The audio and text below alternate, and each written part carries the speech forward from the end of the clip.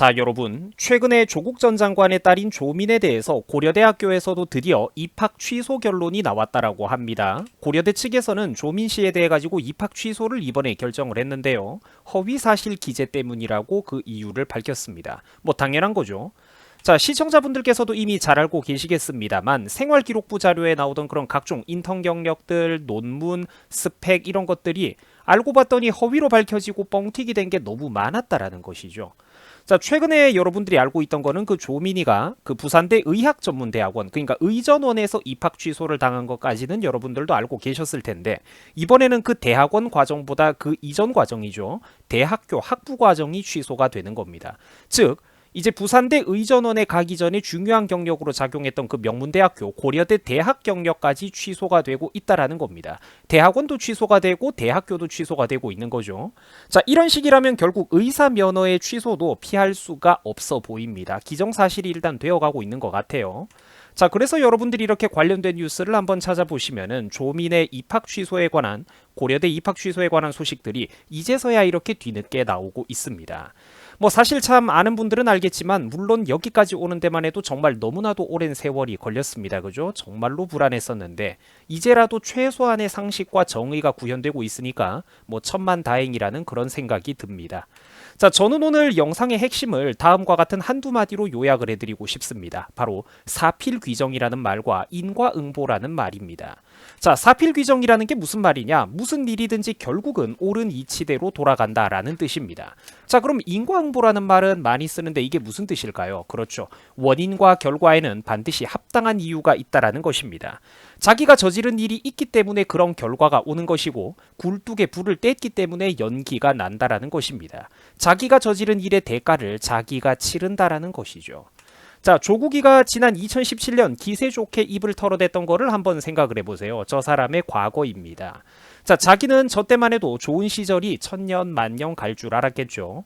정유라에 대해서는 그렇게 나쁜 프레임을 다 있는 거 없는 거 끌어다가 갖다 박더니 보세요.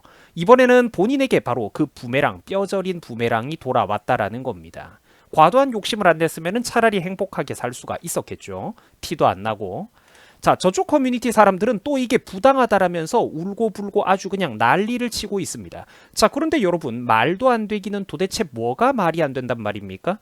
조민의 7대 허위 스펙에 대해서는 이미 1심, 2심, 3심 재판부 모두가 전원일치로 유죄 판단을 내린 적이 있었습니다.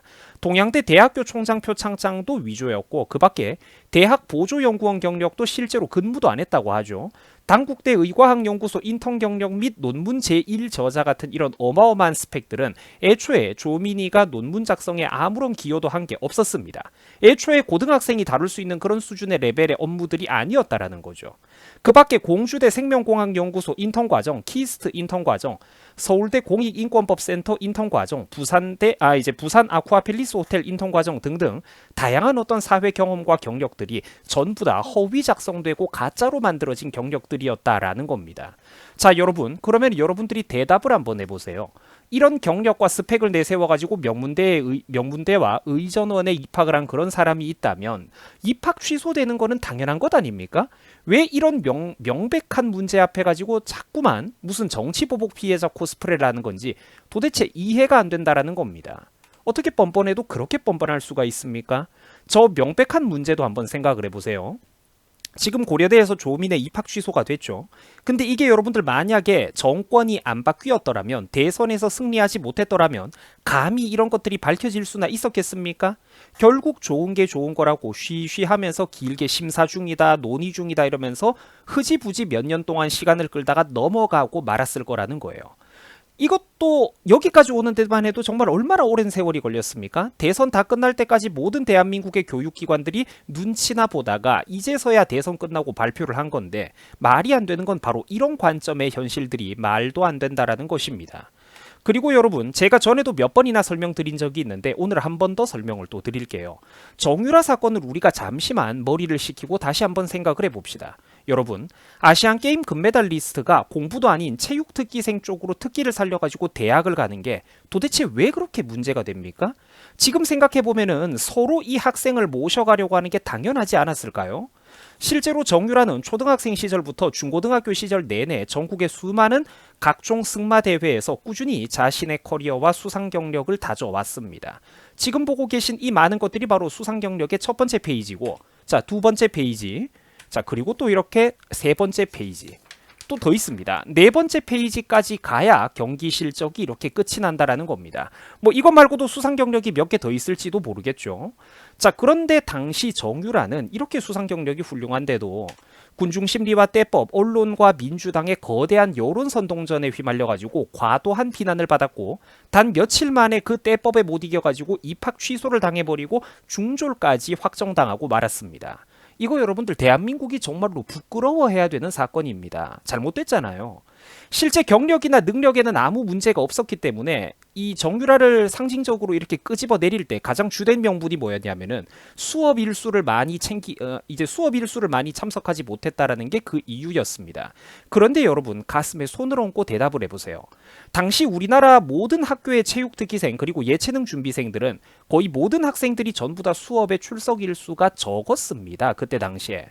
어떻게든 그 분야를 살려가지고 대학이 나가라고 10년도 더 예전 아닙니까? 이 사람의 고등학생 시절은. 그러니까 어떻게든 그 분야를 살려가지고 대학교를 가라고 전국의 모든 학교들이 자기 학교 학생들의 편의를 봐주면서 밀어줬었다라는 거예요. 왜 정유라 한 사람만 그렇게 유독 문제가 돼야 된단 말입니까? 그래서 사람들로부터 이런 농담도 나온다라는 거죠. 정유라한테 승마는 배울 수 있는데 조민한테 의학은 못 배운다. 배우면은 사람 잡는다. 큰일 난다라는 얘기입니다.